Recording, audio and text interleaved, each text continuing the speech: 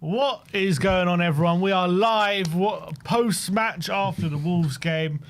A disappointing draw. I'm here with Brian Daigle, who's back from the stadium yesterday to talk about what happened yesterday in that poor kind of result, poor performance against Wolves. Bottom of the league Wolves, pointless Wolves coming to the Tottenham Stadium and getting a point. Big up to everyone in the chat at the moment. Says, I don't know who that is, but it just says, stop whining. Tottenham have always been shit. That's from a Korean. Okay. Adam Tarek says, how is Ben Sim? Well, it's Brian in the studio. Ben was actually at the game yesterday. Yep. Brian was at the game yesterday as well. We need a left winger, Savinho, and a top striker like Mateta. I bet if we had Mateta, we'd say, oh, we need a top striker like this one. Or it's always the case when your striker didn't score in the game before. But Brian. Yes. Welcome back to the studio. Thank you much very much, brother. Into the Tottenham Stadium. Yeah. Your first time. So how many years has it been since you went to the stadium? The last game I went to the Hotspur Stadium, White Hart Lane, was with you guys. Remember after the 6-1 to Newcastle, we drew 2-2 with Manchester United? Yes. I was at that game with you. I walked down the 61st minute. So that is April 23? Yeah. So since April 2023, you have not set foot in the Tottenham Stadium? Yep. I said I wouldn't go in until someone had gone. He's gone. Boycott over. It was great to be back in the stadium. You've been around, though. I've been around. I've been watching games in the coaching horses. I've been protesting. It just felt so surreal going into the ground. Mm-hmm. And then obviously I've sat in the seats where you sit before, so it was just so good to be back in there. Did you get a lot of comments about coming back into the stadium? Yeah, not so much in the stadium, but outside and in the pubs. Well, the people were like, "Well, you going in?" Yeah. They're like, "Brian, you're going in now." And I was like, "Oh hell yeah!" I went in, but I'm taking one for the team now. I'm never watching a Wolves match live again. When was the last time you watched a Wolves match live? Last season, the 4-2. I went away. I went with Ben. Yeah. The last Wolves game I went. Ben said Romero should never wear the captain's armband again. Yep. Then the last home Wolves game I went to, do you remember when Conte was in charge and we had that shambolic first half when we went 2-0 down and he made first half substitutions? Yeah. That was my last Wolves game in the stadium, and I won't go to Wolverhampton away and I won't go Wolves home. Nick in the chat. Big up to Nick Barry Sean. He is saying, well, let me get it up. Nick is saying it's Daigle's fault. He was there when we lost 2-0, and then again yesterday, it's his fault. Yep, it's my fault. Yeah, but mate, do you know what it is? I think Nick's one of your good friends, and he's blaming you. Well, that's what Nick does. He likes to throw people under the bus for a reaction. He ain't getting one. He ain't getting one. What I will say is that you got to look at this now. It's. I said to Ben yesterday, and I said to you before we started the stream, us to Wolves is like Man City to us. It doesn't matter what happens, they just have a knack of getting or not losing to us. Mm-hmm. There's just something going on that we struggle with Wolves. We struggle with many managers with him. Pochettino lost a few times to him. Jose did. Jose. Yeah, I remember he lost at home 3-2. Yeah, when we're 2-0 up. When Ndombele, that famous video where he's not running back. Exactly. This is the one where Aurier scored a great goal. Aurier scored a great goal in that 3-2. Yeah. Mourinho struggled against them. It's a thing. Nuno beat them. When we Nuno. Exactly. Nuno got the job done against his old team. It's weird how this happens with certain teams, isn't it? A boat, you just can't get the job done. And the other thing I take from it is it is a Spurs thing. Whenever the results fall in our favour, and it's like, right, you win this game, you can make a serious indent into what you're trying to achieve. Mentally, we just capitulate, don't we? We just cannot get that.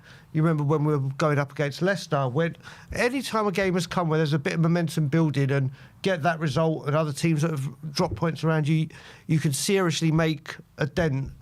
We just can't get that job done. Yeah, and that was obviously a frustrating thing. Look, it's only 6 games in, so we're talking about opportunities to do this and that. Early. You know, there's going to be I think there's going to be a lot of drop points from a lot of teams throughout the season. There's going to be plenty of opportunities. I know drawing at home to Wolves is frustrating, and we're all sitting here annoyed and not happy with the result. I do think obviously it's more the performance than the result. I think we're all probably sitting here not happy with, because that second half was really a shambles.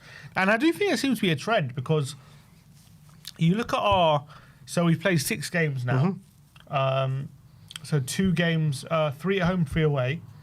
Burnley, Bournemouth, Wolves, away, and away from home has been City, West Ham and Brighton.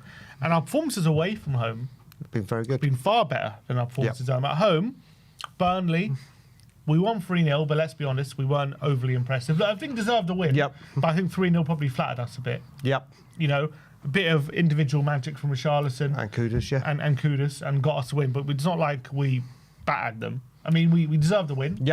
Not saying the win wasn't, deserved, but we got 3 points. Like, it was just like, I would say it was probably more of a 1 or 2-0 than a 3-0. I think for 3-0 probably flattered us a bit. Bournemouth for home, shambles. This game, first half pretty good. Frank said in his post-match interview, first half he would have given a 7 out of 10. Second half, wouldn't. He didn't even give a mark. Damn right. He said, first half 7 out of 10. Second half wasn't. That's what he said. So it was a shambles. But you look at our away games, Man City, very good performance. West Ham, pretty decent, especially after they went down to 10 men. Obviously, we dominated, deserved the win, albeit wasn't like the best performance, but we deserved the win, and it was a good game. And Brighton, yes, we drew 2-2, but I thought we played quite well in that game. Even in the first half, when we were 2-0 down, we probably shouldn't deserve to be, given how we played good football, and then second half we were brilliant and got back to 2-2. So, do you think maybe there's a narrative, like there's a case we had? The way Frank is setting us up at the moment and the way we're playing, maybe it's just a bit more suited to going away from home and playing against teams who are more trying to attack us and more coming onto us, rather than at home where teams are more naturally sitting off us and more naturally giving us a bit more of the ball or asking different questions of us, and we're not quite kind of adjusting to that at the moment. So, I mean, first of all, when you're saying about the performances, like I said, winning is winning. I know what you're saying, though. You want to have better performances. Winning more away. Yeah, but getting the jobs done. But what I find strange is, obviously, like you said, West Ham went down to 10 men, but he certainly said something before the sending off and came out in the second half a much better team. Brighton did the same again. I know these are both away games, but it was like yesterday, like he said, a 7 for the first half and not a 7 for the second half. Whatever he said in the team talk, there was just no reaction, was there? In fact, there was a reaction. It was the exact opposite way. They came out and didn't have a clue what to do, and then Wolves got the upper hand. I think there's more. Wolves made a double change, changed their formation, changed their shape, and we didn't respond to that. No, you're right. On this, you're right. I mean, Frank has got it wrong this game. He has got it, or second half, should I say. Second half has got it wrong. There's a lot to say about the players, but we'll discuss that with the player ratings. There's certain things. I mean, we have a huge problem with our front line. And Richarlison, bless him, as good as he can be, it needs to be when he's getting regular service in the box, like Burnley.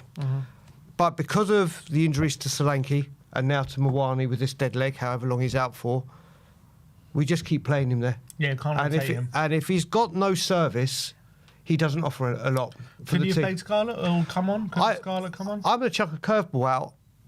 I wouldn't mind seeing Johnson play up front. Give Richarlison or in the second half and said, right, we're not getting any joy with Richarlison and his style of play. Let's try and use Johnson's pace, because we know if he gets a chance on goal, he's clinical. Just to give him a rest and give Spurs something different. But we brought him on and put it on the right. We need Solanke back and we need Mawani back quickly, because we were bereft of ideas. And if you're not getting the ball and giving him the service, he really offered little yesterday. But people, you can blame our attack, and I know you're not blaming them, but you can point to our attack saying there's a lack of whatever is needed and variation. I think if we can agree, we probably need a bit more there. But I don't know if that was the problem yesterday. I think it was more about structurally. I think more tactically, Wolves had the upper hand in that second half. That was the problem. And I think, obviously, we talk about that first half. We had numerous chances. Kudus was phenomenal in that first half. They couldn't get near him. That was one of his best performances, I thought, in that first half. The second half was one of his worst. It seemed as though we were getting lots of joy from them in that in that first half. Basically, it seemed as though the aim of the game in that first half was just get this Kudus as quickly as possible and let him do the damage. And he was doing damage. What I liked about Kudus' performance in that first half was he wasn't just being his man. He was actually adding quality at the end of it. He was having shots on target. He had that goal ruled out, which was a brilliant move. Unfortunately, it was offside. He was actually picking people out with his crosses. His crosses was really good. He had the header onto the bar too. He was making those runs off the ball as well. He was brilliant. But I think they noticed that apart from Kudus, we're actually not doing too much else. But it was just, we were so focused on Kudus. He was getting so much of the ball in that first half. It gave the impression that, and it's not the impression we were creating lots of chances and we were creating lots of moments, and we probably should have been in the lead, 1 or 2 up. Yeah. But when you look back at that first half, it pretty much was all Kudus. Yeah, I mean, Simmons did bits and pieces, his corners, and he was trying to get bits, but if you had to say the most creative player in the first half, it was him and probably Lucas. Bergvall was doing all right. They were doing together. But I think a lot of it was down to Kudus. 100%. I will tell you, it's the first time I've just seen Kudus live. His first touch, brilliant, is absolutely sublime. Like, he just brings, it's like Berbatov-esque, with the way he just brings balls down under control with his first touch. He looked electric at times. He's got so much power. And do you know what he was doing as well? He was doing his defensive duties as well in that first half. He was tracking back a lot more. He was a handful in the first half. He really was. Yeah, but the thing is, we had all those chances in the first half. We had them on the ropes, it felt like, especially for the last 20 minutes, because I felt they started okay, Wolves, but once we took control of the game, we had control. We had them where we wanted them. We had them penned in. We were getting the joy we needed to. But in these kind of games, here's the problem when you have a first half like we did, when you're dominant but you don't put your chances away. You go into half time, and because this has happened a few times, I remember, under Ange and other managers, the problem you have in that situation is because things are going well for you, you're not going to change anything because although you're not in the lead, it's hard for you to preemptively change something that's working. Why would you change something that's working, right? Because things are going well, you're creating chances. If you were to go into half-time, you would think it's only a matter of time before we score. But then what happens is the opposition change it at half-time, and then they change their formation or change their approach or change something. You know, Pereira makes a double substitution, he changes the formation, goes to a back three. And because things have gone well, you're not changing anything. So all of a sudden, you're now reacting to them changing, and you're kind of susceptible to potentially them getting the upper hand because you haven't taken the lead, you haven't put any of your chances away, and now they're changing something tactically because things are going wrong for them, and all of a sudden you have to then react to that. So yes, it's not necessarily guaranteed they're going to get the upper hand, but you're vulnerable to that now because they know that you're going to approach that second half, or at least the beginning of the second half. You're going to approach it in the same way that you did the first half. So that's a very, very difficult position to be in. And because we were left in that position at half time, what happened was they changed it and we didn't react well to it, or we tried to react to it, but we didn't react quick enough, and all of a sudden they got the tactical upper hand and we couldn't respond quick enough. They get the goal and all of a sudden they're in the lead and we're really struggling to kind of get back in the game. We're tiring, they've got fresh legs on. The way we changed it, the tactics, all the changes Frank made didn't quite work. And all of a sudden you find yourself in a position 1-0 down, going to latter stages, and it was a bit of a mishmash that whole second half. And that is the problem you find yourself in when you have a first half like we did and you don't put away your chances. And I think obviously if one of those goes in, I think it's a different game. Yeah, I am surprised Frank didn't react quicker, if I'm honest, because It's one of the things that exactly. But like you said, he probably saw it and thought, like you said, why are you going to change something that's working? And probably gave it a bit of time to see if he could figure it out. But the longer and longer it went on, it could see that it wasn't. And at one point, which I won't put Frank, we just couldn't even string passes together. He can make the tactics, which I think he's got wrong in the second half, but some of the passing was so ridiculous, was so poor and so sloppy. But no, listen, like I said, Frank has got this part wrong, but we kept trying and trying and trying, and Wolves kept finding the answer. And at one point, they looked like they had as much time on the ball as they needed. That was the thing. The going to our back three really helped them just get so much sustained possession, and it helped them. It gave them an extra defender. It also meant the wide areas weren't as exposed, and it just meant Tottenham's pressing wasn't as effective. And all of a sudden, Wolves seemed to be a lot more comfortable in the game, just so much more comfortable. Wasn't necessarily a matter change really to cause us more problems going forward, because I don't think they really did. I mean, they got the goal, which was obviously a poor moment from us. But apart from that, they didn't do too much going forward. It was more just about frustrating us. And that's exactly what it did. They just literally sat back on themselves. Even in the first half, Sim, they created nothing, apart from that one thing for Doherty at the end, where he could have taken the opportunity better. They were left to long shots, wild long shots that were going aimlessly wide or over. And that's what's been happening a lot in these games. We are limiting the kind of chances we're creating, but they took that lead, and then, like you said, all they wanted to do is sit back, try and counter, and we had no answers. I mean, we got to look at Simmons needs to just start in the 10 now. He needs to start in the 10. He's isolated on that. It was interesting though, because Frank was asked about that in his press conference, and he said, he said, obviously I'm going to look over things and I'm going to analyse what happened and the performance and everything. But he said right now when I'm thinking, obviously when I picked the lineup, I picked it for a reason at the time. And when you look at how the game went, first half we had obviously Rodrigo and Paulini in the middle, and obviously we were dominating and things were going well and we were creating chances. And then second half, obviously we go 1-0 down, and then he changes it. He puts Bergvall in the 8 and Simmons in the 10, and it didn't go right. And so he was saying, look at that. Based off that, you never really know if I would have started with that, would it have gone right or not, or will it have? You can't. It's hard, you can't play hindsight sometimes with these things.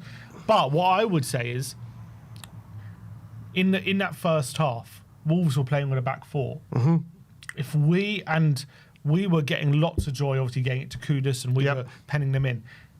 But if we would have had that little bit more creativity in the middle, instead of just always focusing down the right, would we have created more chances than we did? And would it have given us more of a chance to take the lead? Yes, we did well in that first half in terms of dominating and creating chances. But at the end of the day, we created chances, but it wasn't like tons. It was like, 3 or 4. But if we would have played Bergvall a bit deeper, Simmons in the 10, and had them in those positions when they were fresher, instead of when they were tiring a bit in the second half, and it was a bit more difficult at that point, would we have taken them to the sword a bit more? And could it have been 7 or 8 chances rather than 3 or 4? You know what I mean? And if we could have done that, I think all of a sudden there's a much better chance of us going into half-time 1-0 up rather than 0-0, or 2-0 up rather than the 0-0 that we were. That's what I think. But I understand what Frank is saying, because I was calling for, look, get Simmons in the 10, get Bergvall in the 8, and he did it, and it didn't work. It didn't work when he did it, and we were, in fact, far worse. And as Frank said, we lost structure. So do you think he has a point? I think there's a case in point for both. But then you look at it as well, I think then it branches out to another issue, which is, was Paulinho and Bentancur the right midfield partnership for a game where we should be attacking, as opposed to being... I understand he did this against Man City and it worked incredibly well. I'm sure he'll use that midfield too for the filth, for Chelsea, for Liverpool. I'm sure that's the midfield partnership, and I completely get it, but I think at home, when you want to attack this team, you only need one of them, and that one's Paulinho, because that man is just incredible. And I think that's an issue.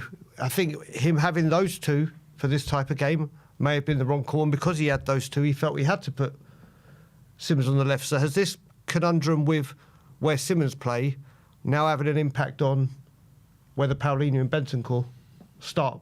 Because we saw it against when Paulinho, who was it? It was Bentancur, Sarr, and Simmons against Doncaster, wasn't it? No, Bentancur, Bergvall. No, not Bergvall. It was Bentancur, Gray. That's right. Sorry, Archie Gray, who I said was brilliant. Yeah. I've forgotten him. It worked better. I think that worked. Obviously, it was a lesser opposition. So we're going to have to wait and see. I mean, like we said, I completely have 100 million % faith Frank will get it right. I'm sure there will be a time when Simmons can play completely central, as in that's where you are playing for Tottenham Hotspur. But right now, when he's looking at the options he's got there, does he see Simmons as the better option than all of them? And you'd have to say he probably is, isn't he? Yeah, and I think the problem at the moment is none of the left wingers are playing well. Otel, Odegaard, Johnson. He doesn't really feel like any of them are doing amazingly, put it that way. And then you've got all our midfielders who we've been saying are playing very, very well at the moment. Yep. So he's kind of making the decision, I'm going to leave out the left winger, put Xavi there because he can play in that position. And I can't justify leaving out Bergvall. I can't justify leaving out Bentancur. I can't justify leaving out Paulinho.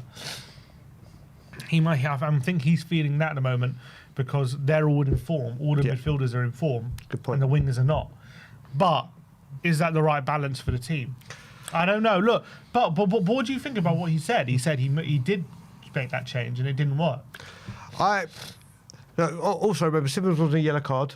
Yeah. They were 1-0 up, so they were just sitting back, which maybe would have given Simmons more reason to get the ball and try and break stuff down. I think I can see where he's coming from. I really can. But I'm kind of with you. I think he should have started that way and then maybe changed it the other way around. But I think it didn't work because of the tactical switch Wolves made, which made it a lot more difficult for them. If he would have done it in the first half when Wolves were on the back foot and they had that four at the back and it wasn't working, we had all those advantages. If we would have had it then, I think we wouldn't have seen the difficulties we saw in that second half that when we did make the switch, that's what happened, in my opinion. So he made it too late. He also put Kudus on the left in that second half when he was getting so much joy on the right. I understand he probably wasn't getting as much joy on the right at the beginning of that second half, but when you make that change, for me, I don't know, I think linking up Kudus and Udogie, both players who like to go down the line, right, who like to take people on, when they're both on the left, they both like to go on the outside.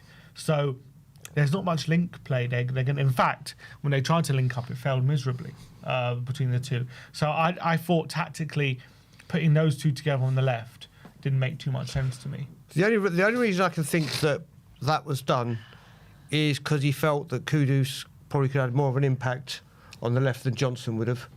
Because we've seen Johnson on the left hasn't been, apart from getting the goals, unquestionably he's turned up and banged the goals in the first two games of the season. But we saw against Doncaster that he's a lot more comfortable and more suited on the right. And maybe thought I can get Johnson to become more effective and get the best out of him on the right whilst using Kudus on the left, who can do a job there. So that's the only thing I can think of, in all honesty, with why that was done, because Johnson on the left really has been ineffective apart from turning up at those, first two games of the season. Yeah. And he hasn't started a game since then. Yeah. Hasn't started a game because left wing we've had Simmons, obviously. It's strange, but he tried to change. I can see what he's trying to do, but it didn't work, did it? And then I think we moved him central when Odegaard came in, didn't we? Kudus went back into being more central. He went to the 10, yeah. Yeah, so he played in three positions in the game. But I think what I'll take from that part is that obviously he's got to try and work out this front line until we have some striker options available, like genuine that is their position. Like, ironically, we've got 3 strikers, and Richarlison's the only one that can stay fit. I mean, that's it. When I said at the start of the season, when you're going into a season, and this was before Mwani came in, but now Mwani's injured, ironically. When you're going into a season and Richarlison is your fittest striker, you have an issue at striker. But we have 3. So it's not like yes, you're right, we need to get them fit and we need to have them available. But like, I don't see the striker position as a massive issue right now. Like right now it is only because, right now it is because we only have Richarlison fit. But like in terms of a squad-wise, we have 3 strikers there. All of them, in theory, should be able to score goals. Yep. All of them offer something a bit different as well. So I'm not too worried about that situation. I genuinely, and I keep saying it, I genuinely think with Solanke in this team, he'll bang the goals in. I really am confident. I feel that he will get the goals, because the one thing he was craving last season was supply. And he was dropping so deep and holding the ball up and doing everything, and he was never in the box. And even when he was in the box, the quality that we had available to put in quality was very, very sparse. Well, now he's going to have an added Kudus, an added Xavi Simons, and obviously they're going to have the protective midfield in Paulinho, so they can go express themselves a bit more. And I genuinely think Solanke could bang the goals in this team, but it's again keeping him fit. Mwani, we're yet to see, but he scored goals wherever he goes. And I agree with you. Right now, it's an issue because we've only got the one. Although Scarlett's sitting on the bench. And not being used, Yeah. But hopefully, Mwani, I don't even know who's going to be back first, Mwani or Solanke, but we definitely need one of them back. If not ready for Leeds, then as soon as after the international break, we need them. What was it like in the ground, you know, as we were pushing, as the second half was going on as it was, and was it growing frustration? Was there fans not being happy, or was there encouragement? What was the kind of general feeling? All of the above. all of the above. The first half, it was great atmosphere. Everyone put it together. Everything was going good. The one thing that we're going mad about was the referee, and mainly with the referee, who was very, very poor. But the one had a penalty really for that Richarlison one, really, when he was dragged down. Yep. But the one thing that I don't think that we've seen it since the Burnley goalkeeper gave away a corner to us in the first game. The Wolves keeper had the ball for about 15 seconds. And this 8-second rule has been very quickly forgotten about. So that was ridiculous. But in the second half, when we came out, you could see the dissatisfaction growing, and a lot of it was why is it always Wolves? Why can we not get this job done with them? And then it was growing into the performance, and then it was like, here we go, we've missed another opportunity. And then obviously the goal came. And what a goal. Fair play is a brilliant goal, isn't it? I mean, first of all, the ball being fizzed, it's a great layoff from Sarr. It's a fantastic layoff for Sarr. The way the ball was like literally fizzed at him. But what a great finish from a player that's a number 6 isn't normally known for having that nice side foot, mate. It was an incredible finish. Incredible. On the half volley, I think, wasn't it? It was incredible. Guiding it into the corner. Was the celebrations in the crowd as crazy as Paulinho's celebrations? I wouldn't go that far. But a lot of people saying in the ground, I'm sure you spoke about it, when you and I were at the Great Leicester game with Bergvall, as soon as that equaliser got in, Bergvall grabbed the ball, ran to the centre, play going. The emotions obviously got to it. He got the booking.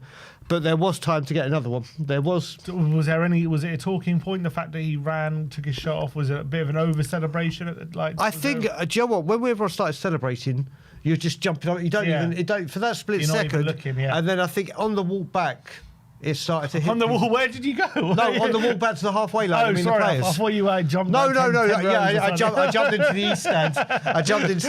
While I was making my way back. I was in crowd surfed all the way over. But as it was coming back, it's like, come on, let's get. And then you realise that time's been killed.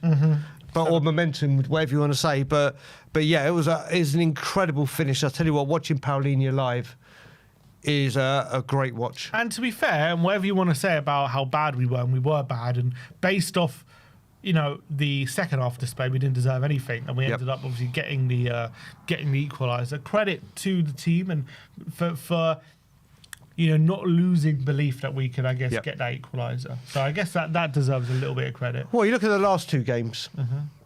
I think in previous years gone by, both, right? and you would have thought in previous years and previous managers, that would have been a defeat. I think the last time we're scoring, obviously we did it with Conte, with Manchester City and Leicester, but I think it was with Poch. United. But I think it was Poch where it became a regular part of our game, wasn't it? Like because of his fitness regime. To show that we're not out of it till we're out of it. It's definitely 2 points dropped rather than 1 point. I'm sorry, 1 point gained rather than 2 points dropped because of the situation we were and getting that late equaliser. But to just know that we can get that and don't fully give up is something to grab hold. If there's anything to grab hold onto after this game, is that we got we saw it through and got or didn't give up and got that first goal. Sorry. Yeah, and obviously that was a bit of a positive in a day where majorly frustrating in terms of the level of performance.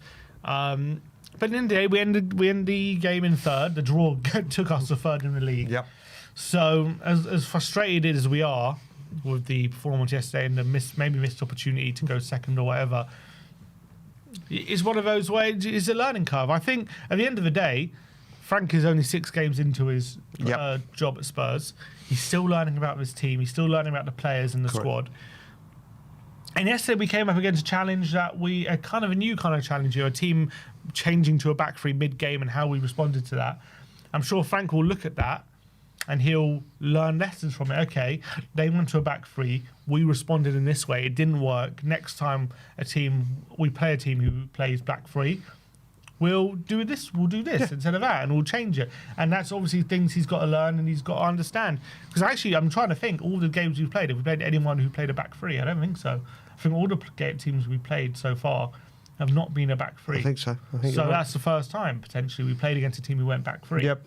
So I know it's, it should be something that Frank is used to. It shouldn't be a massive challenge for him because he knows the back three system himself. Yep.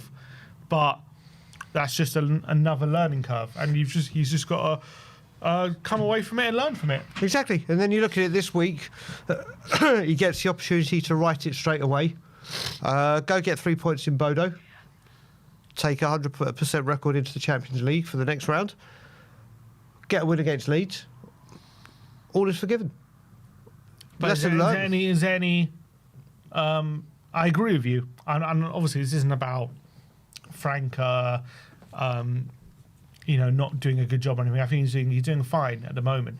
But was there any, like, off the back of yesterday, off the back of what we saw against Bournemouth as well, in the second half today was yesterday was quite similar. Mm-hmm. Is there a bit of concern, like, okay, same thing happened again, we were really a bit of a shit show, like, why did it happen again, kind of thing? Where I was, no. Mm-hmm. And I bumped into a lot of people after the game that I hadn't seen before the game or had recognised me from your channel, my channel, and was speaking. He was like, Joe, what? I'm so happy with Thomas Frank's got it wrong today, but I'm delighted we've got him. I can see what we're going to do. Anyone that's getting disgruntled, I mean, again, what I can't stand is how social media reacts to it, and the Frank out. I saw it. 6 games. I didn't see much of that. 6 games, and people are like, yeah, this manager can't do nothing. Get him out. He's gone. And it's madness after 6 games. Yeah, I don't think that's madness. I don't think that's but that's what social media does. They just they go festering and they go looking for bites. It was just insane. It's just 6 games in. I still think to this day he hasn't had his perfect 11 out. Mm-hmm. And we're still sitting not only top half of the table, but at the moment, I know it's early days, we're in the top 4. I don't know if that changes if results go our way, or if Newcastle win today, they don't go above us or anything, do they? Arsenal obviously can. Yeah, Arsenal. Yeah. And we're going to go into the international break, hopefully around that top 4 place, which is obviously a great place to be. Yeah, I mean, And a lot of people say if I would offered you 4th at the beginning of the season, obviously everyone's loving that. Exactly. So he's got some work to do. He's got some learning to do. But like you said, the thing I will take from it is he will learn from this. Mm-hmm. He will adjust to this. He'll be, if you watched the videos on him before he came, he'll be in the ground today with the analysis team, going over this with a fine-tooth comb, saying, right, what have I done wrong here? What have we done wrong? What players done wrong? Let's fix this. And we go again and prepare for Bodo and Leeds this coming week. All right, well, that is the match reaction or match review of the game yesterday. Next up, we are going to get into player ratings, and we're going to go through all the players yesterday and give our ratings and see how we think the players performed. First up, we are going to go with Vicario, and 4s all round. I mean, it was a difficult day for Vicario again, unfortunately. For me, the goal, I'm sorry, he has to do better. I know I'm going to give him a bit of grace because there was a header from one of the Wolves defenders, and then it kind of goes just past a defender who's standing right in front of Vicario.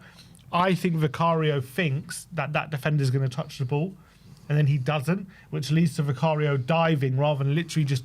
He could have literally just caught it because the ball was moving quite slowly. So, like, if there was no defender there, I think Vicario catches it. He just stands and catches it. But because there was a defender right in front of him, that leads to Vicario thinking he's going to touch it, which leads to him diving to the ball rather than just catching it, because he thinks he's going to have to react to this player touching the ball. That leads to him weakly palming it out, hits Paulinho, then it falls back to Boyd, and obviously it's 1-0. But I think he just panicked a bit, unfortunately. I have a bit of sympathy for him in that situation because that defender caused a bit of confusion for him. But still, he'll look at that thinking, surely he has to do better. And as well, he panicked a lot of his kicking yesterday. Oh. And I think, 2 or 3 times it went straight out of play. I did hear a few groans on the third occasion it went out of play, or second occasion that the ball went out of play. I could hear on headphones there was a few groans in the crowd with him. So off the back of last week against Brighton, where he made a poor mistake for me for the second goal, not a good couple of weeks for Vicario. No, I mean, I'll get onto the distribution after. What I will say with your replay of yesterday's goal, the one thing that I had a problem with, I didn't really see the defender, is if you're going to parry that, you've got to parry it away, not out, away from the danger, even if you turn it around for another corner. But he parried it, obviously Paulinho being there, but that could have been where Paulinho was. That easily could have been a Wolves striker or a Wolves defender. You've got to parry it away from danger. As for his distribution, it is shocking. It is shockingly bad. Not only was he started putting pressure on us with some of his short passing. Obviously, Frank has used goalkeepers where distribution is a very key factor of their game and being comfortable on the ball. He really isn't. He really... We were talking, yes, it was Doncaster, but when Kinski was in goal, there was no concern about him playing out with the ball. It was shocking. There was the one that he did that he just came out to kick it and he just sliced it into the West Stand. I was like, what did you do? Everyone was wide over here. And sometimes it's the speed that he gets rid of the ball. Even when he's got the ball in his arms, get it out and get the ball moving quickly. It was a poor day at the office for him. Yeah, and I do feel like most of the distribution problems came when he was obviously being rushed a bit and he was forced to play a pass under pressure. But still, I mean, he just caused panic, didn't he? He just caused a bit of panic. All right, next up, Jed Spence. Both gave him a 6. I thought first half he was okay. I thought he was doing well was he was supporting Kudus in dragging a few defenders away and leaving Kudus in kind of a lot of one-on-one situations. I like that. I like that a lot. He was just a bit relentless getting forward. Didn't offer too much crossing wise or anything like that, unfortunately, or quality when it came to getting deliveries in the box. Some of his long passes, bit mixed, some good, some bad. I don't think he played badly, but I think we saw a bit of a difference when Porro came on. He just had a little bit more quality, albeit we didn't change too much. But I liked what Porro offered a bit more. Yeah, look, I thought he was okay, but nothing special. Yeah, I can't really add more to that. I think we're seeing the difference of him being left back and right back. It's him getting used to being that right back position again. His pace and strength is always there. His one-on-one defending and seeing the ball out of play and everything was spot on, but there's just something missing from him on the right side as opposed to the left. Yeah, I think it's about, a lot of it is about him just getting used to the different positions and not cutting inside all the time like he does on the left hand side. Next up, Kuti Romero. I gave him a 7. Brian gives him a 6. I actually thought he had a pretty good game by and large for most of it, especially that first half. You know, Strand Larsen was really a non-event really throughout the game. I thought Kuti really dominated.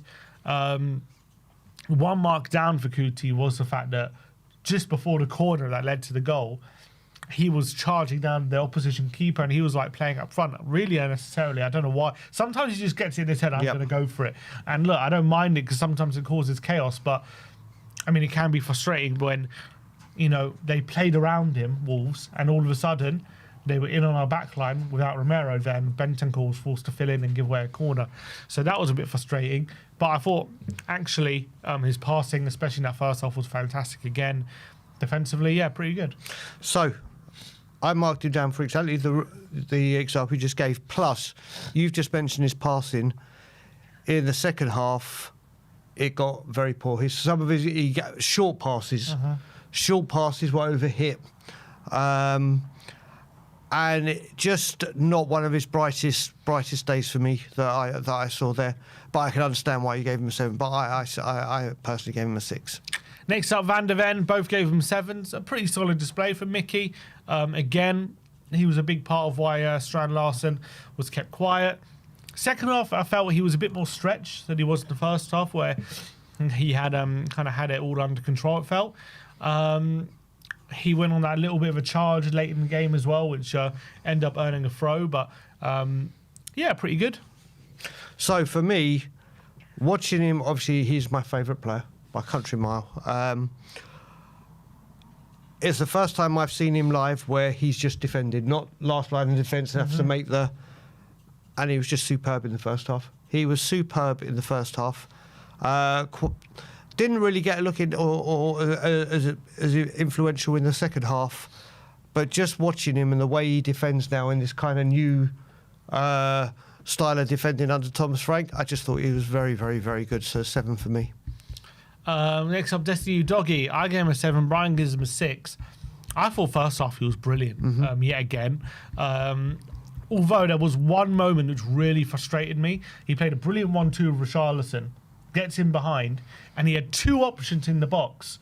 If he would have just played it early, they were both free. Yep. And he just delayed, and ended up having the cross blocked. So that was really annoying. But I thought he dominated down that side. I thought he was, again, really threatening, getting to the byline, linking up really well with Xavi. So really happy with him in the first half. Second half, not as good. Still, I would, look, he wasn't bad, but obviously I feel like first half he was like an 8. Second half was maybe a 6, so I gave him a 7. Well, I was going to give him a 7. There's only, I think, 3 players I actually gave a 7 to. If I was to give a 4th, it would have been to Destiny. Defensively, it was completely sound. Going forward, it was very, very good, apart from that you just mentioned. But then I kind of... What catered for that is that brilliant interception at the end of the first half where he came straight across to give it was a superb part of reading of the game and seeing the danger. Second half, and you could say it for the whole team mainly, there was just a drop-off. And he is still getting back to 100% after the brilliant performance against Brighton. First half, he was a very, very constant threat and defensively very, very sound. Second half just tailed off. 6, but if I had to give another 7, it would have been for Destiny. Rodrigo Bentancur, I gave him a 4. Brian gives him a 5. I thought first half he was okay. I thought, again, he has this lack of a tendency to play the ball forward, which can get a bit frustrating. I think he was a bit sloppy as well at times, but yeah, I thought it was. I just felt there wasn't much of a need to have him and Paulinho on the team, and I felt Paulinho was better than him. I felt he was playing it a lot safer. Didn't play the right passes a lot of the time, was quite frustrating, and was taken off in that second half. Yeah. I defensively set pieces and our set pieces attackingly, he can be incredible, but he just kept slowing the game down constantly, and he has a great performance, then a mid performance, then a great performance, then maybe a bad performance, then a great performance. This is getting kind of like his contract negotiations. It's like it's imminent. We're at the final stages, and then it goes dead again. Then it's we're back on, and then this contract issue I think is, I don't know how far it's down the line, if it actually has been a problem, but yeah, yesterday he tailed off, and apart from set piece wise, didn't really offer anything. Yeah. Next up, Paulinho. We both gave him 7s. Good game, another good performance. Obviously saved the day with his goal, and that was obviously a really, really good moment for him, and a really good goal. Fair play to him. Side foots it, edge of the area. And I thought in general, in the midfield, he was quite good. He was winning all those duels he does. Passing, could do with a bit of work again.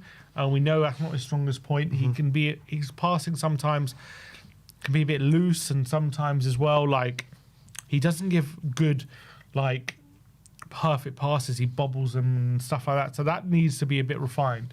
But what he offers in the middle with just that pure ability to win duels and be solid, and then obviously drag the team to that equaliser late in the game, Roy the Rovers kind of stuff. Maybe he could have been in an 8 if he didn't take a shot off at the end. I don't know what he's doing, taking a shot off and celebrating like that. It's only an equaliser against Wolves. You need to get the winner. So I didn't really like that, to be honest. I understand emotion of the game and stuff, but I'm sorry, we know it's a poor performance. We know it's a poor result. We just got to get... we got to make sure we go get the ball and go for the win. If you get the winner, take your shot off all you want. Take your shorts off as well. But I think it's a bit embarrassing taking your shot off for me when you're equalising against Wolves. So, Joe, again, watching him live for the first time, I didn't even see him play for us against Fulham, or play for Fulham against us. He is something special to watch. And what I mean by that is I spent about 5 minutes of the game where I literally remember player cam from Sky Sports. Yeah. I literally did Paulinho player cam. And when you're watching the game on TV and you see him come out of nowhere and make a last-ditch tackle, or I just watched to see how quickly he anticipates what's going to happen. And during that time, he just made a couple of tackles where he saw something. Right, this is good. His anticipation and reading of the danger is incredible. The biggest no-brainer for me to get done in January that we would have had in a long, long, long time. A quite wonderful finish. His passing sometimes does need a little bit of work, but I think he actually can pass the ball well, but it's just a little bit off. But definitely a 7 for me. Excuse me. Yeah. Next up, Bergvall. Conflicting ratings here. I gave him a 5. Brian gives him a 7. I thought first off, decent. Linked up well with Kudus. Was having a fairly good game. Still could have done a bit more. He had that overhead kick as well, which went over the bar. That was a good effort. I thought he was... I mean, I don't think he was as involved as I would liked him to be playing in that number 10 role. I think when he was linked up with Kudus, it was good. I would say second half, he was quite poor. And also, I have to say, when he went... to the number 8 position, he struggled. I thought he struggled. He got booked quite early on when he moved that position. I thought Bellegarde was causing him all sorts of problems. He couldn't keep up with him.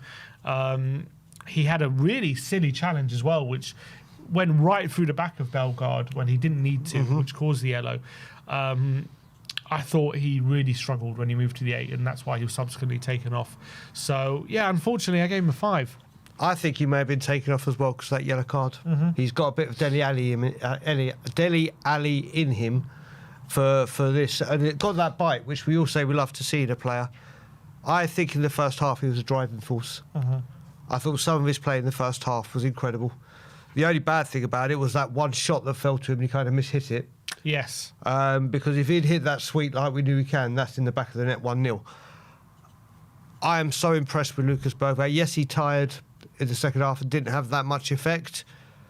If he had had the impact he had in the first half that he did in the second, I would have given him an 8. But he didn't, so 7. But I'm so impressed with Lucas. Yeah. Next up, Mohamed Kudus. I gave him a 7. Brian gives him a 6. First half, I thought he's almost like I'd give him an 8 or a 9 in that first half. He was pretty much close to unplayable in that first half. Absolutely phenomenal. So unlucky with the goal that he scored as well. Ruled offside. I mean, obviously he's offside, but brilliantly worked and a brilliant finish. Really unlucky. Obviously hit the bar. That one he obviously could have done better with. He'll be frustrated with that moment because should have given Johnston no chance. Obviously he gave him a little chance. He tipped it onto the bar. Should have finished it, but good movement off the ball. I think Bueno in that first half will be having absolute nightmares about him because he couldn't get near Kudus. And Kudus, every time he got there, was causing problems, creating chances. And he was unlucky, really unlucky, not to end that half without a goal or an assist. Forced that really good save out of Johnson as well with a good effort, cutting inside and shooting. I forgot about that. Yeah, so he was brilliant in the first half, I felt. Kudus, absolutely brilliant. Wasn't just taking people on, but also had quality. But second half, he was probably as bad as he was good in the first half. Didn't have any joy on that wide. Went to the left-hand side. Was really, really poor. Didn't have any joy. Went to the middle. Didn't get involved in the game. It was a bit of an anonymous second half from Kudus, unfortunately. So I gave him a 7 because I think he was that good in the first half, but second half he was terrible. Yeah, I can't agree with you more in the first half. The reason I gave him a mark down is when Simmons is off, when you are like the main source of creativity, like the most recognised. In a game that we need to grab by the scruff of the neck, you need to come for the ball and get it and try and get on the ball as much as possible. And if it's not happening for you when you're on the left, come in just a little bit or go back. Just try something because you can grab the ball, run, weave past people, potentially score like the great goal that was disallowed for offside or create something special. And it was like he was waiting for the ball to come to him rather than him saying, listen, give me the goddamn ball. I'm going to make something happen. I'm the main creator on this pitch now. And he just didn't. But the first half, like I said, first touch, subliminal, bag of tricks, power, scaring the life out of them. But in the second half, I just wanted more from him because he was like the main avenue of creativity. Yeah. Next up was Charlotte, and I gave him a 5. Brian gives him a 4. Yeah, I mean, difficult day for him. Second half especially was largely anonymous. He had that one header, I think, from a Porro cross, and Porro played this one ball early to him over the top, but he had 3 defenders on him and he got snuffed out. First half, I mean, he had some moments. I thought his hold-up play was okay, but he had some moments. There was one moment to play Kudus in on goal. He got the pass wrong. Kudus as well, outside of the boot pass, nearly finds him at the back post, but just stretching, couldn't quite get there. Didn't have too many other opportunities, did he, Richarlison? I don't remember too many opportunities really had. Difficult day for him. I think it was more of a supply issue than him, because I actually think when he was getting close to the ball and getting some possession, he was okay. But yeah, I think unfortunately wasn't his day. Yeah, I mean, there's so many factors I look at this with this for. It's like, do I cut him some slack because he's only our fit striker and he's playing every single game? We know his record with injuries and we know his fitness issues. Then I'm looking at it, for a big guy, and he is a unit, he's on the floor all the time. He's on the floor at the slightest touch, which kept stopping and starting the game. Then you look at the Burnley game and Manchester City game. we were giving him service or we were pressing, and it was giving him, he was having a major input. If we're not doing that, and we need, you have another forward up there, Solanke could hold it up, or Mawani can hopefully spin and use his pace. He just doesn't offer anything. And listen, I know he's a goal scorer and he was there to score goals and he needs to get in the box. And you're right about the supply. But I'm sure sometimes that his football boot sponsors are bouncy castles, because his first touch is appalling. But again, like you said, there's no supply coming to him, but he's got to offer more, hasn't he? He's got to. Next up, Xavi Simons. Both gave him 5. Another difficult day for him, to be honest. I thought a lot of what he did didn't go right, albeit very unlucky not to have an assist, because that ball to Kudus when he hit the bar was fantastic. Phenomenal pass, and that obviously should have ended with an assist for him. That's obviously the quality he offers. As well, they were forcing him a lot, bringing him down. He was forcing a lot of fouls, a lot of free kicks. So they resorted a lot to fouling him, to stopping him. But as well, second half, difficult for him to get involved in the game. I think he really struggled to impact the game in the second half. And the first half, there was some good stuff, but also a couple of times he switched the ball to Kudus and got it wrong and went out of play.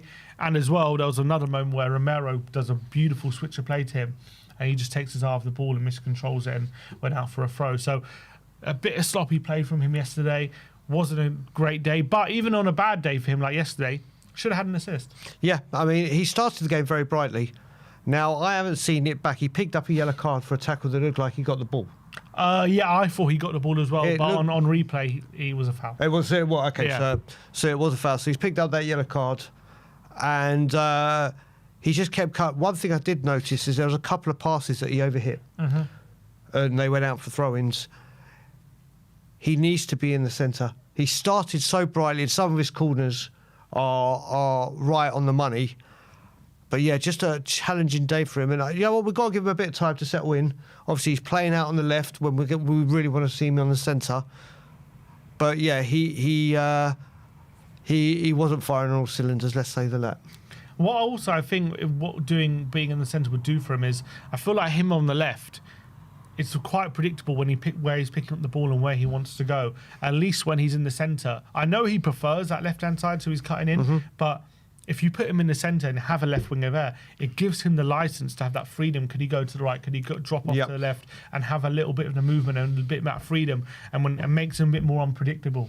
Right, whereas when he's on the left, he's quite a predictable player, I feel, and that can be quite frustrating. Yep. Next up, Pedro Porro. I gave him a 6. Brian gives him a 5. I thought he made a decent impact when he came on. Added a bit more kind of quality from deep and a bit better in the build-up, and obviously some really decent long passing. Some of his crosses, some good, some not so good from Porro. Obviously, he didn't have the desired impact, but I thought it was okay when he came on. Yeah, he came in and up. Porro's my second favourite player. He certainly did try to get forward. He certainly had one idea in his mind and was scared forward, but his delivery, that's what I found that was off from him for what he usually can deliver. So that's why I gave him the 5. But you know what? We said he needed a rest. Now you look back in hindsight, would you say you would have rather he started? Yeah, maybe he got it wrong. Maybe he should have done Spence and Udogie against Doncaster and Porro in this one. Maybe. Next up is Johnson. I don't think we both gave him 7. We didn't give him a 7. I certainly didn't give him a 7. I think I gave him a 4. I gave Johnson... Anyway, 5. 5. I gave him a 4. What was frustrating about Brennan was he came on and came off the right-hand side.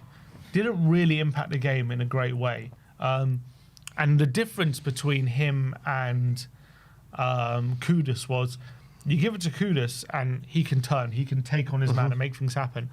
It felt like when Porro was linking up with Johnson, Porro would give the ball to Johnson and then try and overlap him. And because Johnson had a defender in front of him, he didn't want to turn and even pass it down the line or take him on. So it meant that he would pick up the ball, Porro would go ahead of him, and because he didn't want to turn, he would then end up dribbling backwards.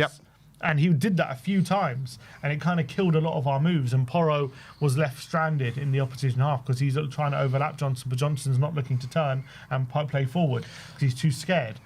That was a problem. Didn't really have too many offensive actions, I remember, Johnson, where he either nearly scored or nearly assisted or anything like that.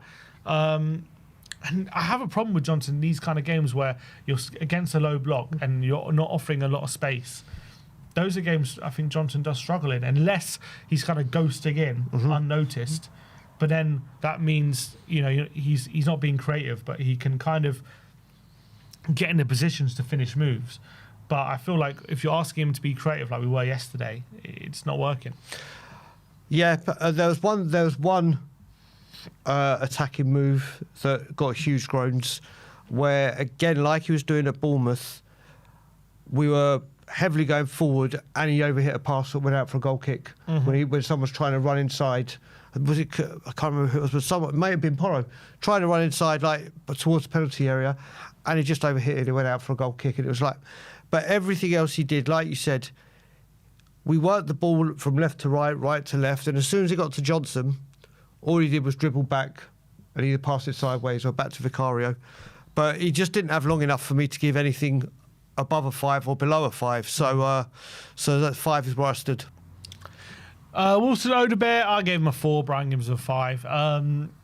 Another disappointing. I thought I wouldn't say another disappointing cameo for him, but I just thought it was a disappointing cameo. Unfortunately, came on, had very little effect on the game. Wasn't able to beat his man on too many occasions. Wasn't able to create too many opportunities.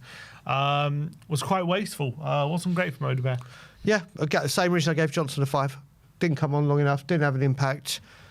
Did nothing terribly wrong to mark down, and did, unfortunately, nothing really positive to mark up.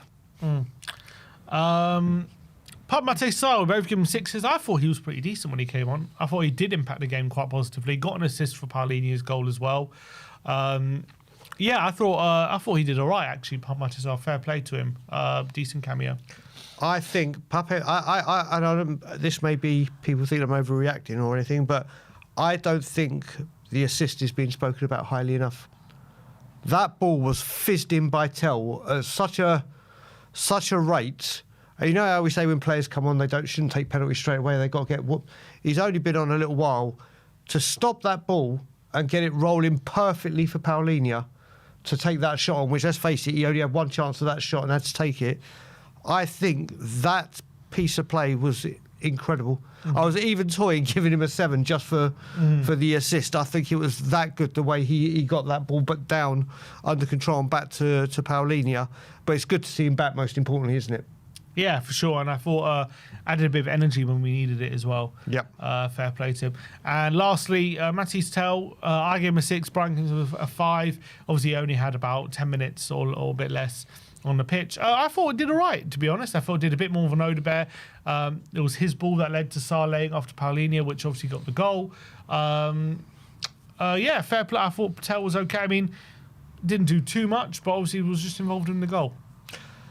Yeah, he fizzed that shot in, but at that point, the lateness he came on, I find unless you do score a goal, or have a huge impact, it's hard to, like I've stuck true with all the subs, and 5 for me.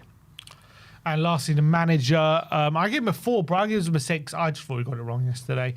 I thought the lineup could have been better. I thought the tactics could have been better in the second half as well. I thought he got them woefully wrong. I just felt it was a bad day at the office for Frank, albeit what I would, in his defence, you would say, could we have been 1 or 2-0 up in the first half and then all of a sudden a different conversation? But I actually thought he got out tacticked by Pereira yesterday, and it was just about a poor day for him. So I agree with you, and I don't agree with you in the same time. So I see where you come from and everything you said, but do you know what? And I know we said this a lot last season, and you said this a few times. Like, did Thomas Frank tell him to pass the ball that way? Did Thomas Frank tell him not to hold it? Second half, yes, Frank got it wrong tactically, but some of the passing and play from Tottenham Hotspur, the players, is not acceptable. Is not how they should be playing.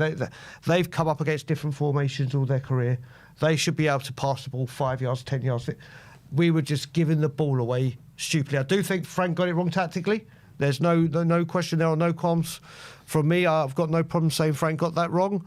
But I do think the performance in the second half, yes, Wolves made the change, but Spurs may have been out-tacticked formationally, but the Spurs players themselves should have been able to pass the ball better to each other.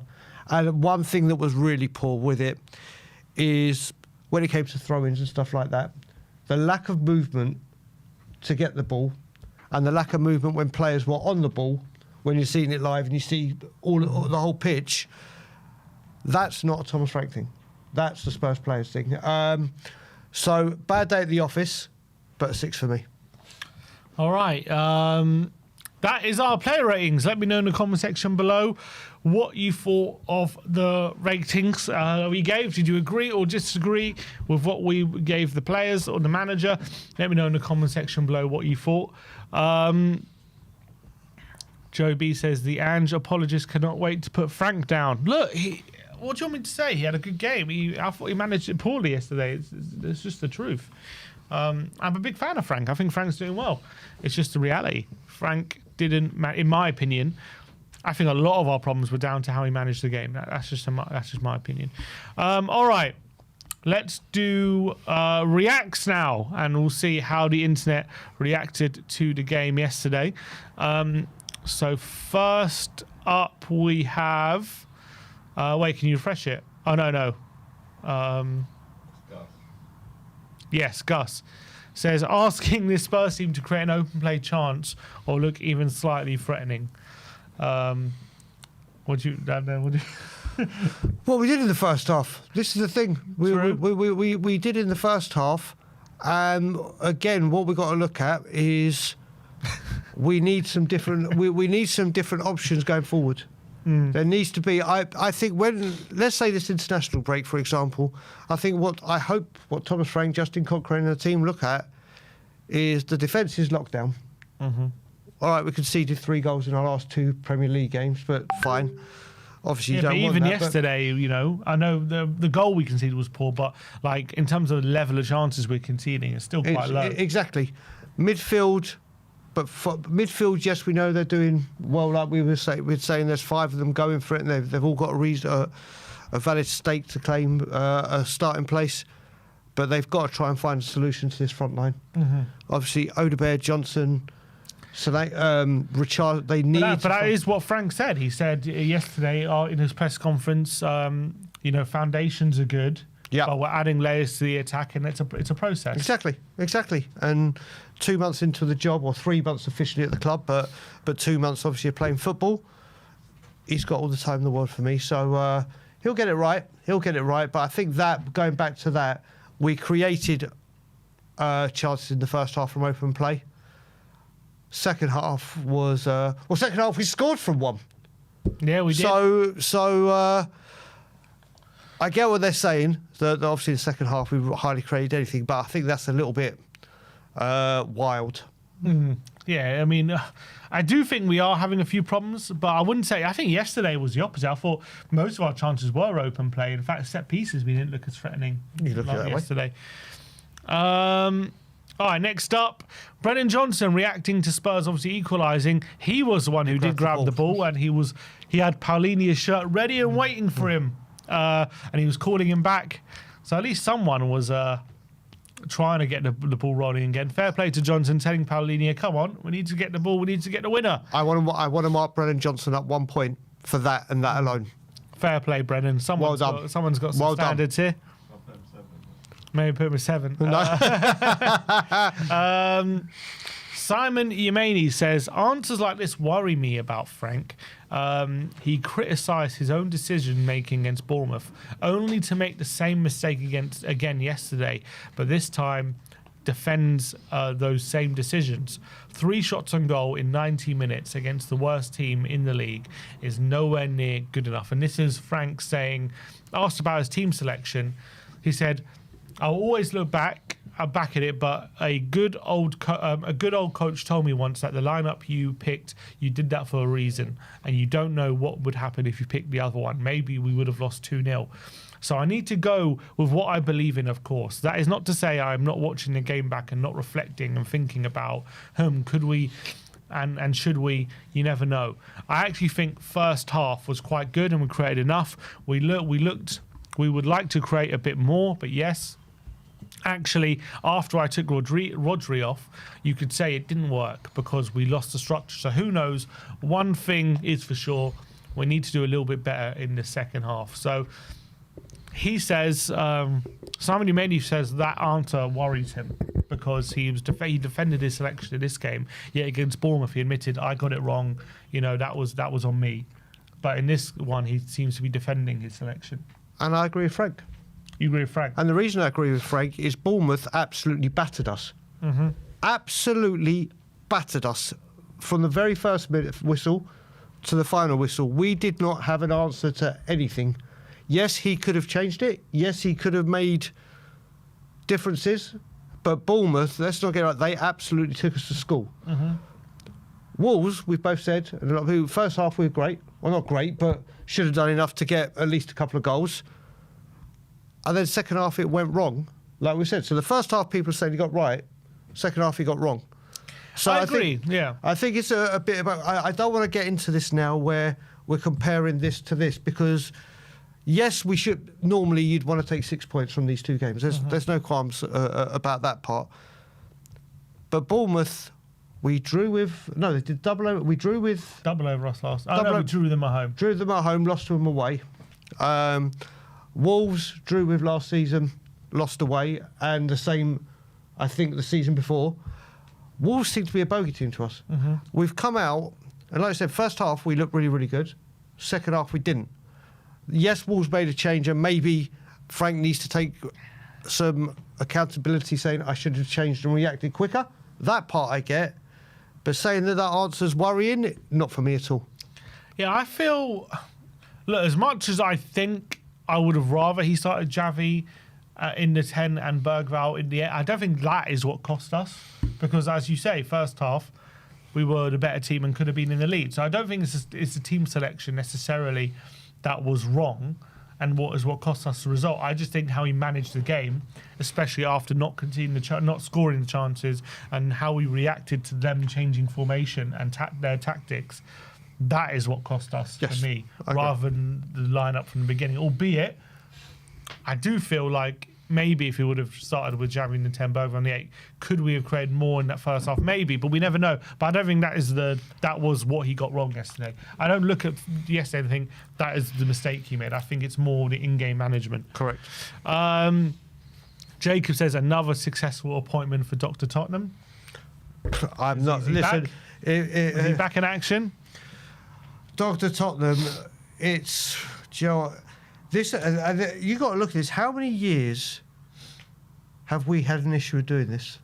Well, Dr. Tottenham. Like, not even just. It's been our whole lifetime. Yeah, but you look at it. Well, not so much just this result. It's like when results constantly, or pretty much a Saturday's full of results, apart from Man City, went our way. It's just guaranteed that Spurs will drop points when all our rivals drop points. We can't play last. Yeah, we can't. We can't play last. We're bad at early kickoffs. Yeah. We beat Man City this season. We're bad at the late kickoffs. It's like remember when we were in the race against Leicester and we were always going second. Yeah. We're always going. Don't we have a bad record at Saturday 3 p.m.s as well? Well, this season we drew with. Oh, this season not necessarily, but I remember we didn't win a Saturday 3 so p.m. we just for like a year. We just I think we shouldn't play. Play every Wednesday at 7:45. Dr. Tottenham, another appointment. Hopefully he's booked up for the rest of the year. Yeah. Let's hope so. Simply Spurs says Spurs every single season for some reason, and it's Grandpa Simpson saying, "Help! Wolves are after me." Pretty much. So spot 'em. Pretty much the feeling. Gus again says 9 games in and we've produced some jarring performances. Nothing to really say about this one. Embarrassing. No patterns. Couldn't string 3 passes together. Spam crosses and hope. Kudus produces a bit of magic. The players deserve some shit, but today's mostly on Frank. 50-50.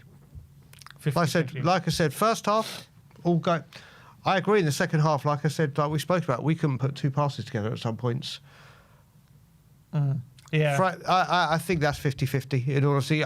Listen up. People were saying, I saw in the comments yesterday going, I wonder who Brian's going to, or the excuses Brian's going to make for Frank and blah. Listen, I'm not going to make excuses for him. He got certain things wrong yesterday. I think we can all see that. But it showed in the first. Put it this way, Steve, if we'd come out for the second half as we did the first half, we win this game, right? That's the point. We didn't because we it wasn't. I don't think we did because of the players. I think we did because of the change in formation. And that's why I think it's 50-50. Again, the change in formation, agreed. But I still think I still think the stringing 2 passes together is the players. The sloppy passing to each other. In some moments, yeah. I hear you, but I actually think it was genuinely a tactical battle lost by Frank yesterday, which would led to a majority of our problems. Tactical wise, yes, I could agree with. That I could agree with, but I don't think it solely lies at that. But yes, I agree. No, not solely, but I think Frank just has to take responsibility. But Yeah, of course. But it's a learning curve. Exactly. And this is the thing, he will learn from it. Next international break, he'll sit down. He'll have time to do that.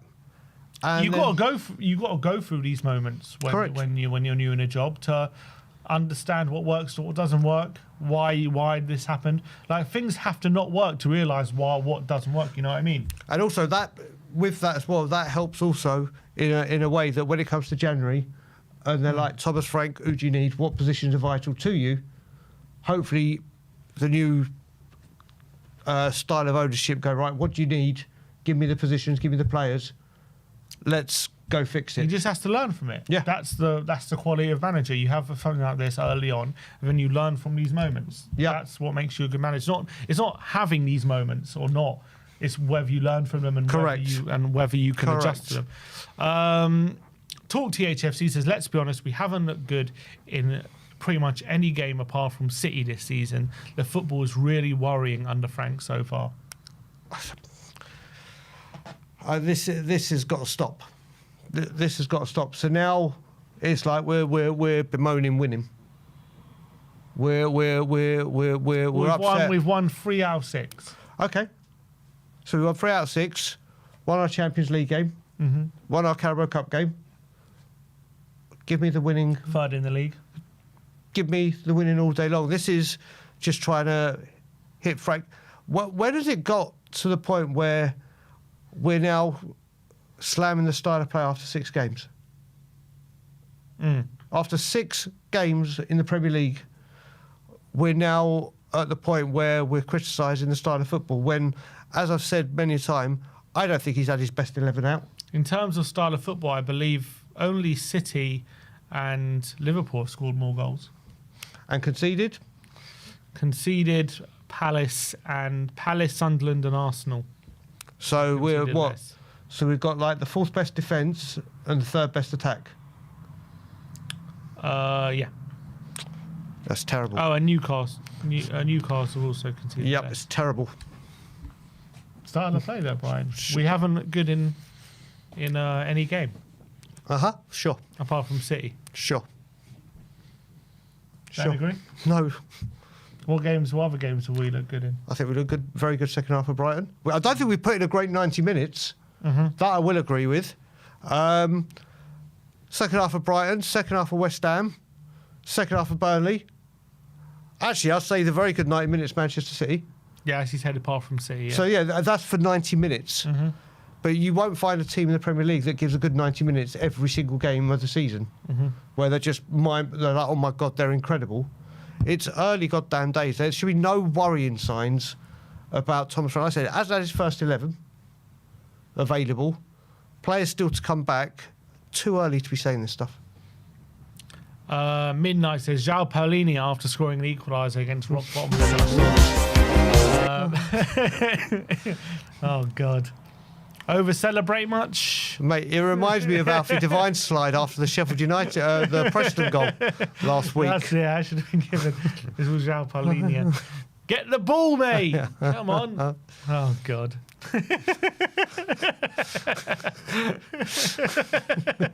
Brilliant. Mitch Fretton says, sounds like another case of Frank not knowing what his best 11 is. I also think he's played it far too safe in every home game this season. Bentancur Paulinho was not needed tonight. Agreed. We also have a glaring striker problem that needs to be talked about. Everything you said, I agree with. Yeah, I think at the moment, the way Frank has us set up and playing, I definitely think is more suited to away from home than at home. Well, if you look at it, our home form in general over the last calendar year has been nothing less than embarrassing. Yeah, but okay, it's not the don't get me wrong. The home performance, I agree that we don't need Bentancur and Paulinho in games like this. But I just think if you look at our away performances compared to home performances, we're looking a lot better. Much better. Home form at the moment is a serious issue. Just performance-wise, yeah. Yeah, just performance-wise. It's not been looking at through 2025. It's not been acceptable the whole way through. And hopefully Frank can end it a lot better than currently. Yeah, I just feel like our home performances like this season, we're not really taking the game. It feels like at the moment we're still kind of playing with the handbrake on a bit. I think it works a bit away from home because the onus is on the opposition to come at you a bit, and they're at home, they got the crowd behind them, and that kind of suits us. But when we're at home, and the onus is on us to really go at teams and blow them away, at the moment we're still kind of a bit too tentative, and we're not blowing teams away at the moment, and it's leading to second half performance yesterday, Bournemouth performance, where we're actually really struggling in those games. So I think right now the way we're set up is definitely more suited away from home. Yep. So Frank's just got to sort that out. Correct. Talking Wolves say Wolves have only lost 2 of their last 9 Premier League visits to the Tottenham Stadium. How mad is that? In their last 9 games, they've only lost 2. It's not acceptable, is it? That's crazy. They've won 4 and drawn 3 of their last 9 games. That's out Have they played 9 times at the Hotspur Stadium already, or is that including Wembley? Yeah, they've been in the Premier League for a while. Yeah, but how many years have we been at the stadium now? No, it's just away, including White Hart Lane. So it's including White. Okay, there you go. Yeah. White Hart games. Lane, I think we used to okay with him. Wembley. I remember going watching us lose 1-0 at home to Wolves. Kevin Doyle scoring a winner. That was under Redknapp. We were good then. I remember as well that game around the Christmas time when Harry Kane scored that incredible goal at Wembley. From outside the area, we lost, and then the second half again. You really do just have it. And it's always the second half. Yeah, it's always the second half. That's right. Kane scored that 30-yarder. Mate, it was an absolute banging. Yeah, and then they absolutely destroyed us. It's always the second half they do it to us. Bloody Wolves. Clinical Kai, so an Arsenal fan, he says, along came Tottenham Hotspur. This is Wolves' run of form before facing us yesterday. L Spurs. Yeah. Well, listen, the Filth have their few bogey teams, and hopefully Newcastle will show them why Newcastle is again shortly, and Wolves are a bogey team. Although they are leaving out Wolves' 2 Carabao Cup wins against West Ham and Everton, so they have left those off the list. Yep. But still, not pretty reading. Classic Dr. Tottenham. Kane from the lane says Vicario when a cross comes into the box, and that's Vicario.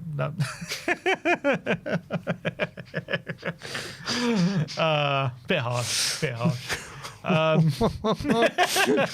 love that clip. It's a pretty. It basically.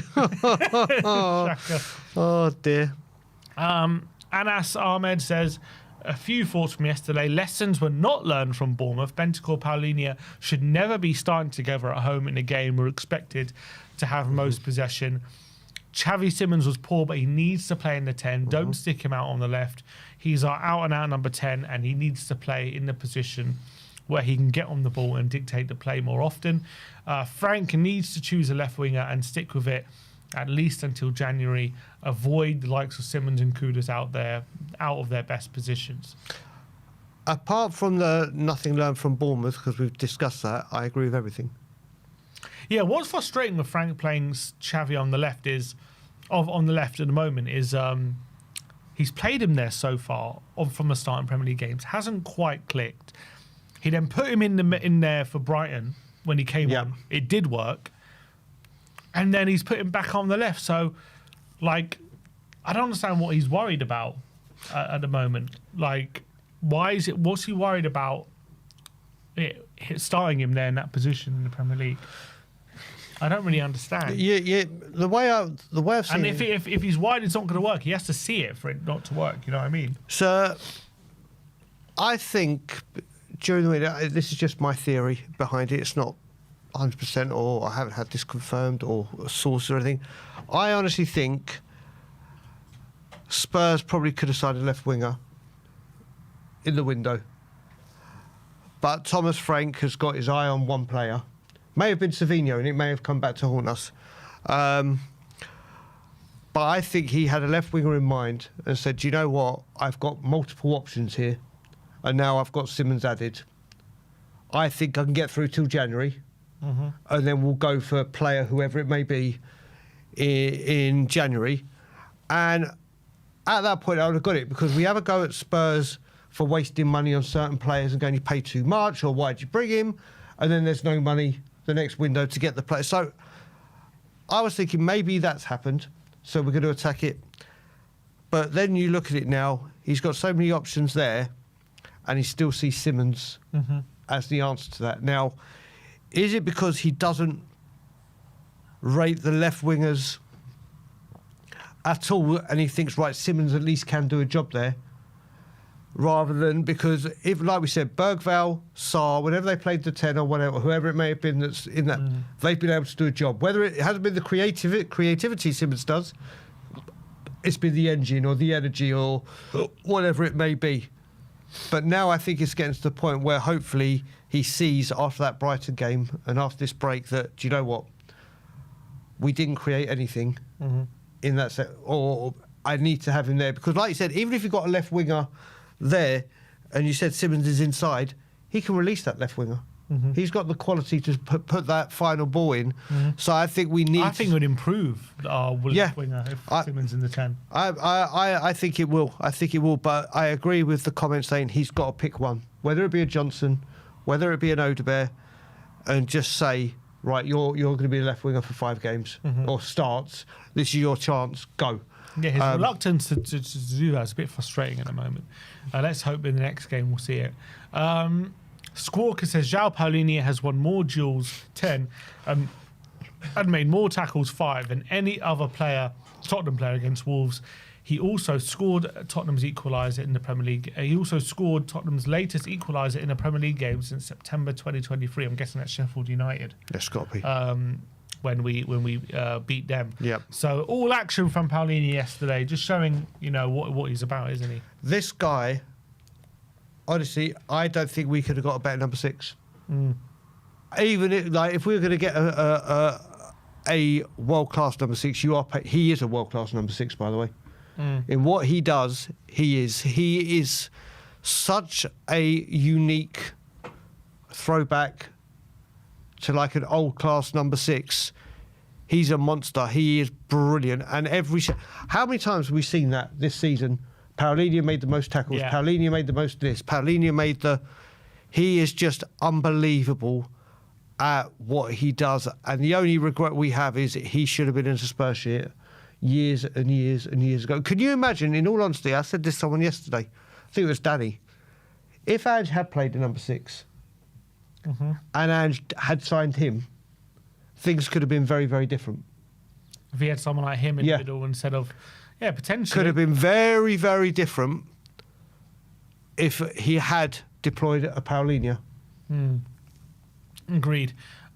He's one of the top players in the league for tackles. He left for the Premier League and came back and was still the most successful. That's how good he is. I've never seen a man just been in Spurs modern day history that's been just a tackling machine. Wanyama offered more than just tackling. Only Tyreek Mitchell has more. All right. Next up, we are looking at. Just BR Football says Paulinho scoring his 3rd goal of the season. How mad is that? Paulinho as well. As much as all the stuff he provides off the ball, like all the duels he wins, he's also now a joint top goal scorer. Yeah.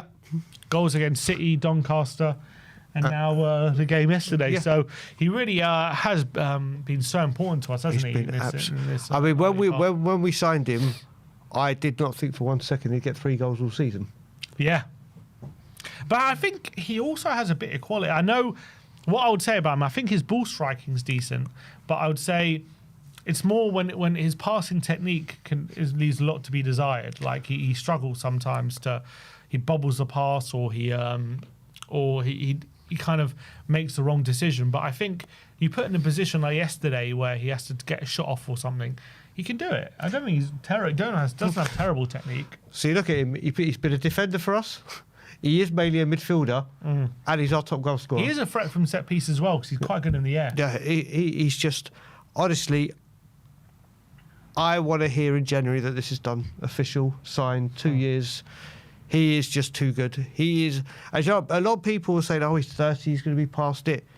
He is so fit. You could see from when he took his shirt off as well. He is just a wonderful, wonderful player and will be a fantastic addition when made permanent, please God. And Kuti Romero tweet out yesterday, today wasn't our match. We wanted it more, but it just didn't go our way. Now it's all about keeping our heads up, working harder and pushing forward together. Huge thanks to the fans for all the love today. Time to recharge, and on Tuesday we go again. All together, always. Spot on.